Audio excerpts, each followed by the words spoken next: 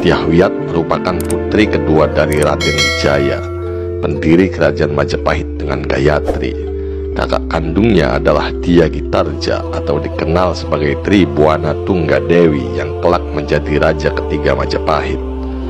Pada pemerintahan kakaknya, Dyahwiyat diangkat sebagai raja bawahan di daerah Daha atau sekarang Kediri. Dirinya bergelar Raja Dewi Maharaja Sabre Daha ketika menjabat sebagai bupati di Daha. Posisi ini terus dipegangnya sampai dia meninggal pada masa pemerintahan Hayam Wuruk, keponakan sekaligus menantunya, serta perannya tak tergantikan, termasuk dalam cerita panjang dan kemegahan kerajaan Majapahit. Dalam pemerintahan Hayam Wuruk, Dyahwiyat tergabung dalam Sabta Prabu, yaitu semacam dewan pertimbangan mulai yang beranggotakan keluarga kerajaan. Namun, perebutan kekuasaan membuat dirinya harus tersingkir dari lingkaran kekuasaan. Tidak diketahui pasti kapan Dyahwiyat meninggal. Para raton hanya menyebut kematiannya setelah pengangkatan Gajah Enggon sebagai patih tahun 1371 Masehi. Dyahwiyat kemudian didarmakan di Adilangu dengan candi bernama Purwawisesa. Dalam novel Gajah Mada, Langit Kresnahadi menyebut Dyahwiyat merupakan sekar kedaton yang memiliki kedudukan sosial tinggi. Posisinya sebagai putri raja benar-benar membuatnya jadi incaran. Dikisahkan dalam novel tersebut, sosok Dyahwiyat memiliki sifat yang tegar, berwawasan luas, memiliki pandangan ke depan, dan berwibawa. Sosok ini dianggap sangat cocok bila dijadikan sebagai pemimpin.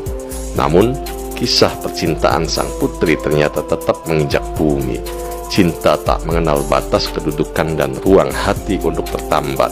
Secara diam-diam, Dyahwiyat dicintai oleh tabib kerajaan yang bernama Ratanca. Ratanca juga salah satu dari 7 anggota Dharmaputra atau jabatan istimewa bentukan dari Raden Wijaya. Tidak diketahui dengan pasti apa tugas dan wewenang mereka. Namun, para raton menyebut mereka sebagai pegawai yang disayangi raja. Cinta yang bersemi di balik tembok kerajaan itu terus menemukan labuhannya. Dyahwiyat membalas rasa cinta seorang Ratanca yang hanya rakyat jelata, menempati sebagian besar cinta dalam hatinya. Karena rasa cinta ini, Dyahwiyat ingin selalu bertemu dengan pujaan hatinya tersebut. Keduanya tidak bisa secara terang-terangan bertemu. Karena itulah Dyahwiyat sering menginginkan dirinya sakit agar bisa bertemu dengan Ratanca. Sebab hanya dengan sakit dia bisa bertemu dengan Ratanca, kekasih hatinya. Namun cinta mereka berdua terhalang oleh tembok kekuasaan Majapahit. Cinta kedua insan tersebut tidak bisa berjalan seperti apa yang direncanakan. Perbedaan status menjadi penghalang cinta Dyahwiyat dan Ratanca. Sadar akan posisinya, Ratanca akhirnya menikahi wanita lain. Namun hati tidak bisa dibohongi. Meski jasad bersama dengan wanita lain, cintanya hanya untuk Dyahwiyat seorang.